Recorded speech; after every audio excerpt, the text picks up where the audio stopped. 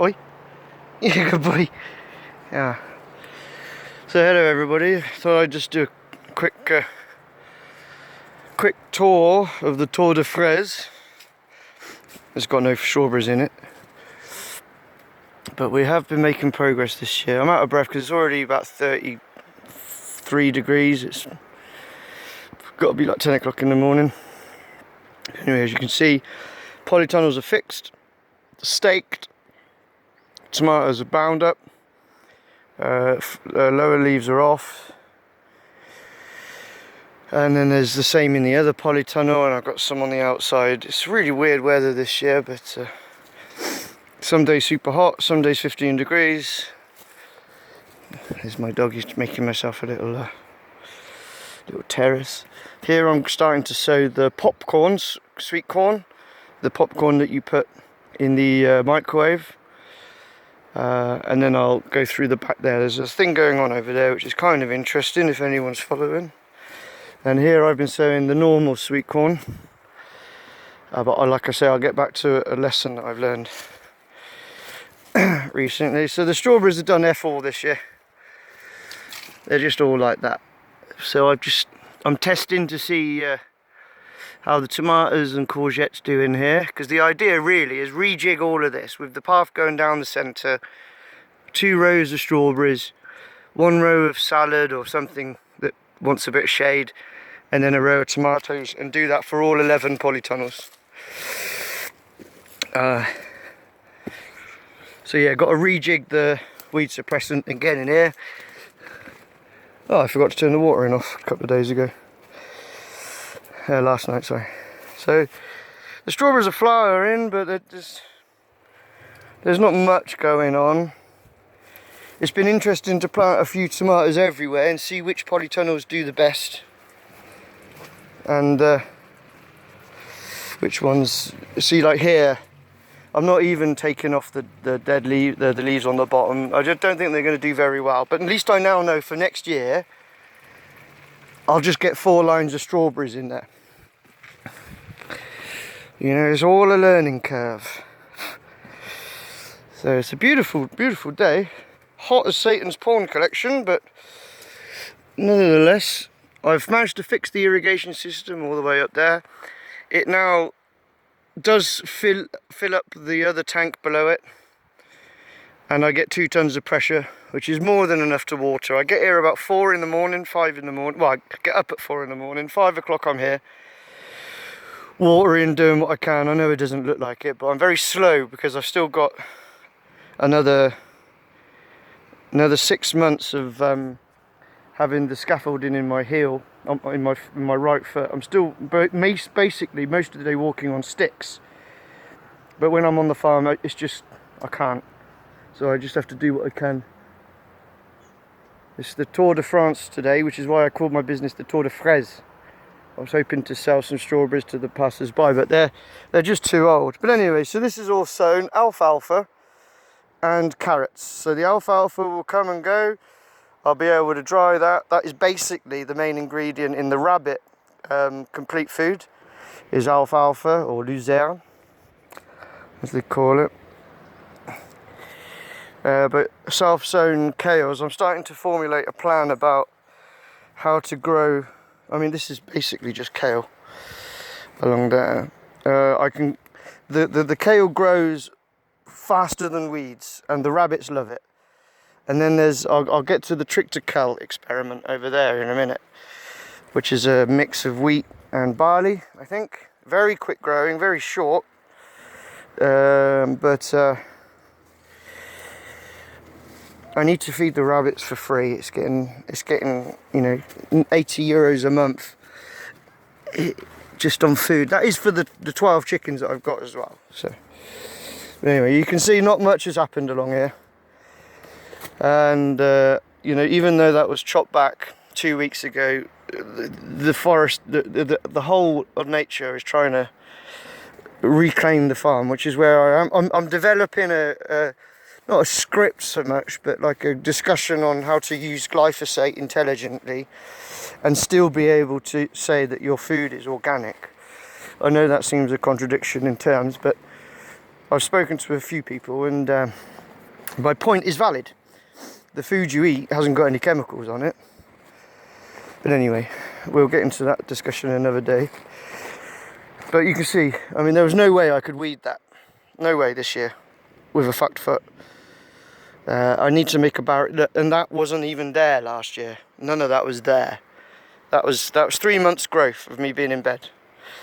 But the asparagus is still doing really well. Here I've sown in half a packet of salad, half a packet of lettuce in each one of these divisions. There's 6 divisions, so that when the lettuce come up, I haven't covered them, you don't need to.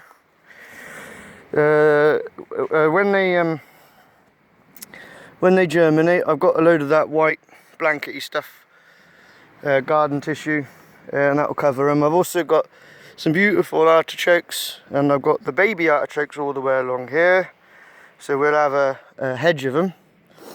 And although they take 2 years, they're pretty good. Here I've sown some more chard because I'm selling a lot of chard, and there's a restaurant in the village now that's taking my salads. Oi, don't be a dick.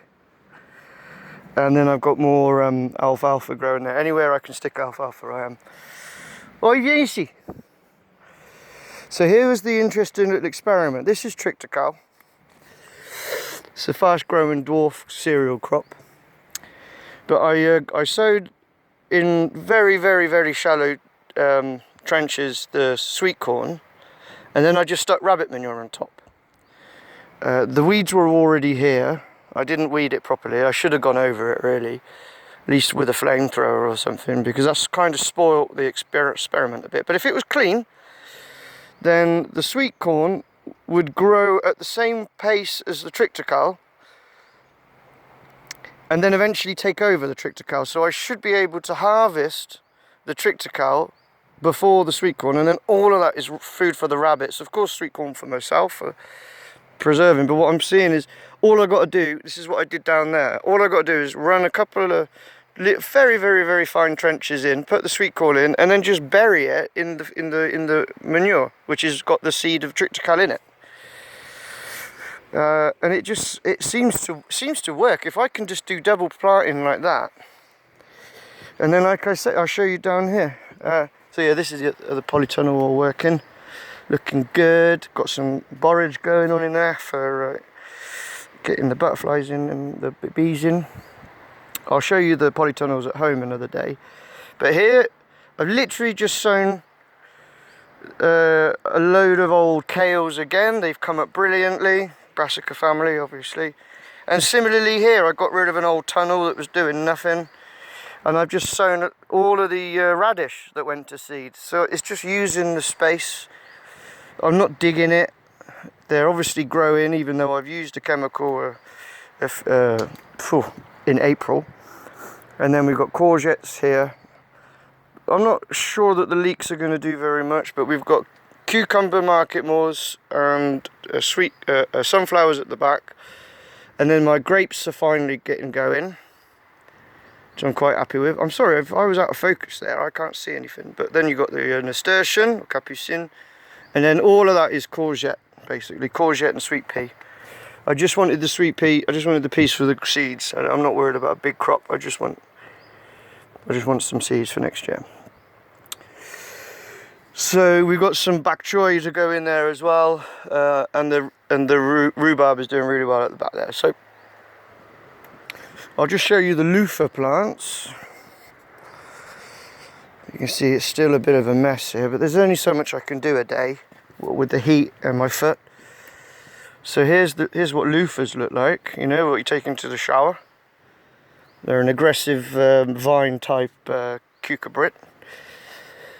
They're getting fed borage water. Comfrey soup, I think, would be a more specific term. Because, I mean, they're going to be a money winner, basically. I'm not going to make any money this year. My investment is already way more than how much I've earned or taken. But I'm thinking if I can just get ready for next year. So see, here again is all self-set kales. And this is in actual fact Indian mustard. But brassicas certain brassicas seem to be doing really well to self-seed. I did have grand plans for this, but again, this is where the trichter cow came up, which is what I'm going to be cutting in a minute for the rabbits. I just cut that off, chuck it in the cage with them, and then they're happy as Larry for a bit. So I did plant a lot of lettuce here. They have gone to seed because we get in, like I say, 15 degrees, and then it's 30 something degrees, and then it's...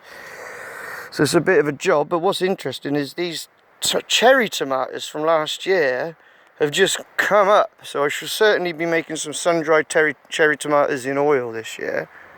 And I've trimmed all down there. That I won't spray, doesn't need it. There's no bramble in there, there's no buttercup in there, there's no thistle in there, there's no real problematic plant, no convolvulus. So I've got plenty of this weed suppressant. So that will go over there until October, and then I will sow that with trichter cow. Early winter sowing. So more courgettes down here, and there's not really too much to show down the bottom. I did plant 2,000 cabbages, maybe more, a couple of thousand lettuce, but basically the slugs have eaten the cabbage, apart from Romanescos. So I don't want to jinx it. And there's just a load of butternuts down there.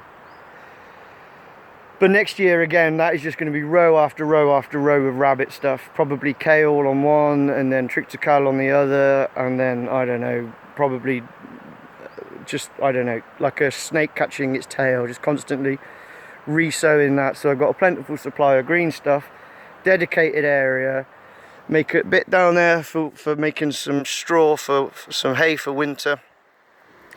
And yeah, the ideas are progressing. Got some buckwheat there because I want to grow around. I want a 1.5 meter barrier of basically dead stuff to stop the encroachment of all of that there, and then that barrier will just be a haven for flowering plants such as the buckwheat, which again I can feed to the rabbits. And I don't know if you saw my last video, but check out the horse mane rabbits. I'm probably gonna set up a separate channel for them. I might call them Rockstar Rabbits, because I found another one that looks like a microphone.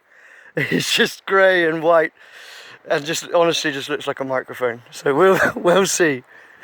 And the raspberry canes I'll thin out, lay it at an angle like that, and they'll go to the rabbits as well. So there's a lot of stuff to do. But because I just haven't been able to do a single day's work for money this year, it's really tight. More so than any other year. When I first arrived in France, I had nothing at all, couldn't even speak the language, but I didn't have any dependents. Now I've got a dog, a cat, a good 60 rabbits, 12 chickens, a house to run, farm to run, bills to pay. So I've got more things. The only thing I can cut back on is food, basically. I've got nothing else to cut back on. And thankfully I grow a bit, so. Anyway, I'll stop there. I'll make another couple of videos, see how they get on. Anyway, let me know what you think about the name Rockstar Rabbits. Alright, take care.